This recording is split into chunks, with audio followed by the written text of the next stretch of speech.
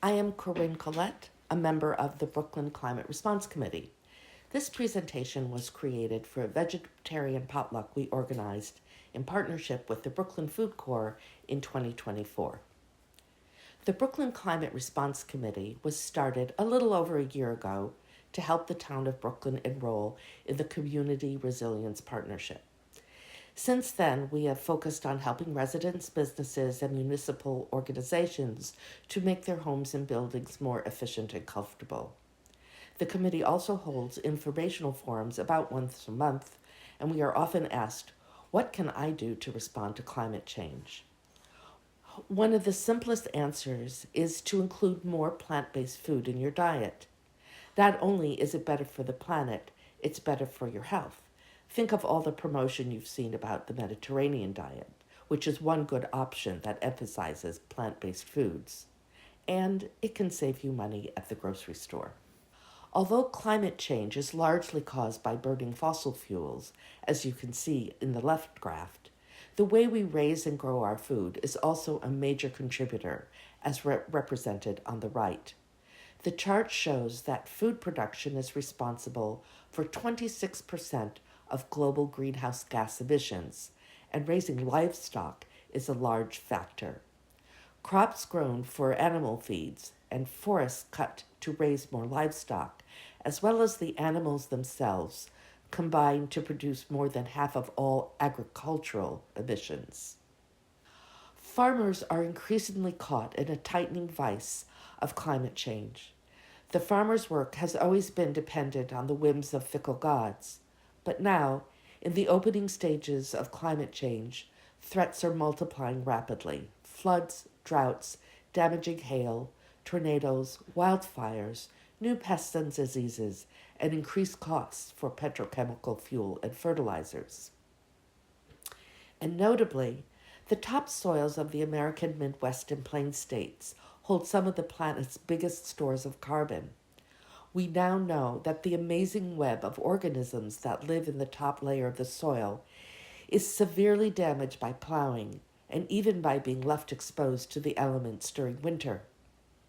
A recent study by the University of Sheffield's Grantham Center for Sustainable Futures found that as much as 33% of the world's adequate or high-quality food-producing land has been lost in the last 40 years due to the use of chemical fertilizers, frequent plowing, and climate change.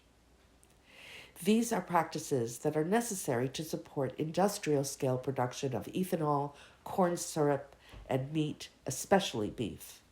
Massive amounts of corn and alfalfa are fed to cattle to make a pound of beef, 25 kilograms of feed for 1 kilo of beef.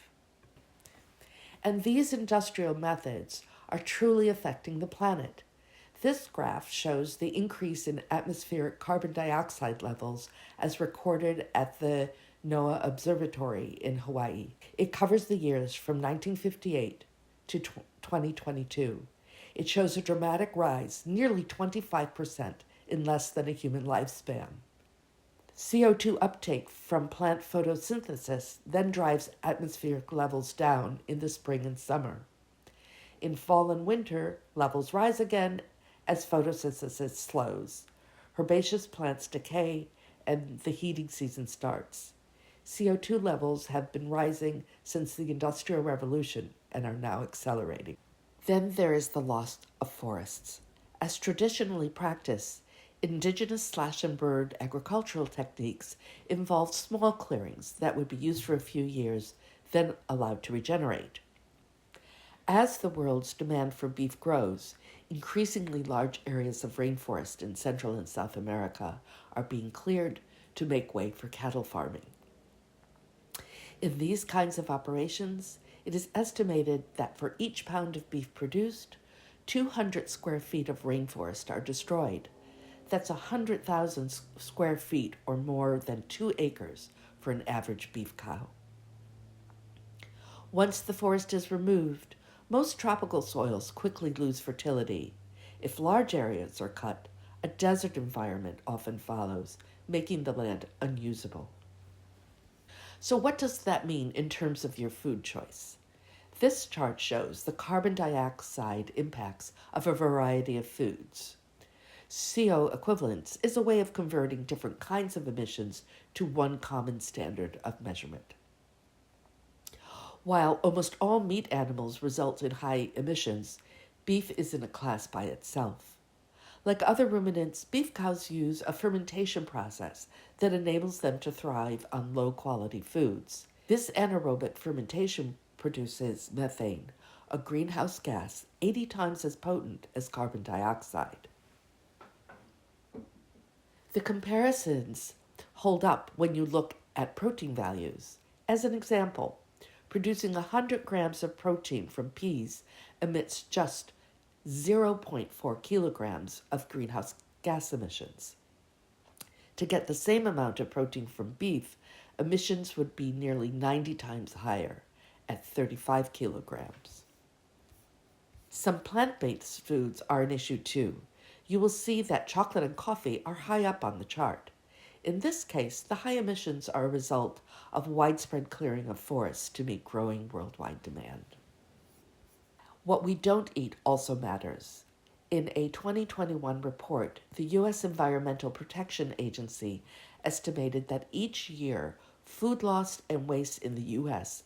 embodies 170 million metric tons of carbon dioxide equivalent, equal to the annual CO2 emissions of 42 coal-fired power plants. This estimate does not include the significant methane emissions from food rotting in anaerobic landfills.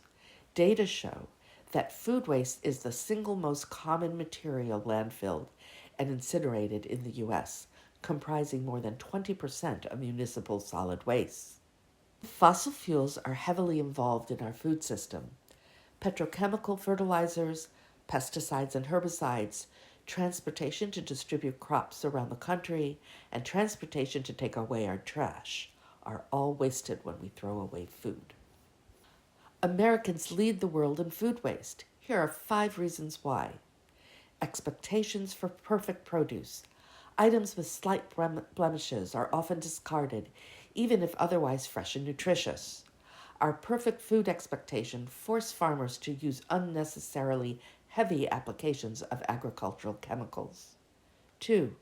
The American preference for huge refrigerators, which tend to produce more science projects. 3.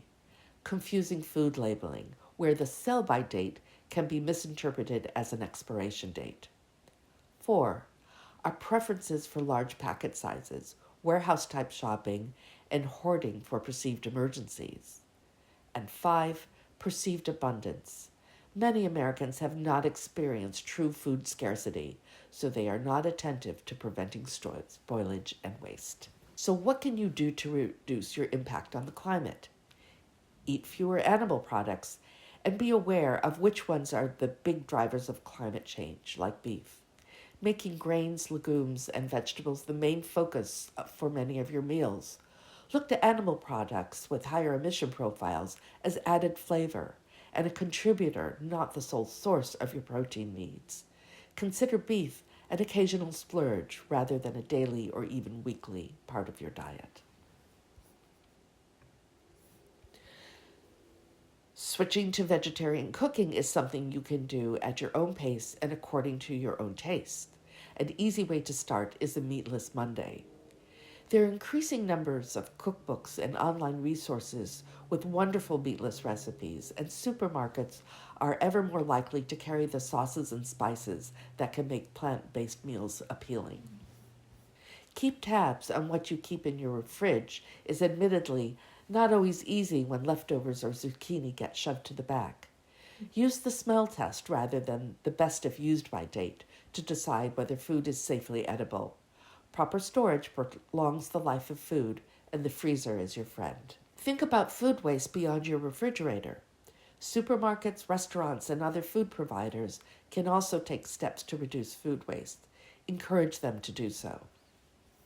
Compost if you can, or find out if there is a municipal, commercial, or volunteer service in your area.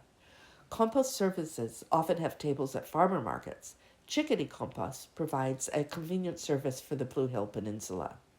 As we said in an earlier slide, when food goes into a landfill, it decomposes in anaerobic conditions, producing methane. In contrast, composting recaptures the nutrients from foods and is reused to grow more food. Buying from local food producers does several things. It reduces emissions from transportation. Purchasing as much as possible from local producers supports them as small business owners and increases Maine food security by keeping food production close to home. When buying meat products, consider supporting our local producers and their ecologically sound practices. The Brooklyn Food Corps created a wonderful list of local producers available on their website. If you don't know about Farm Drop, check it out. They deliver fresh farm food and food vendor products once a week throughout the peninsula, including right here in Brooklyn at the General Store on Wednesdays.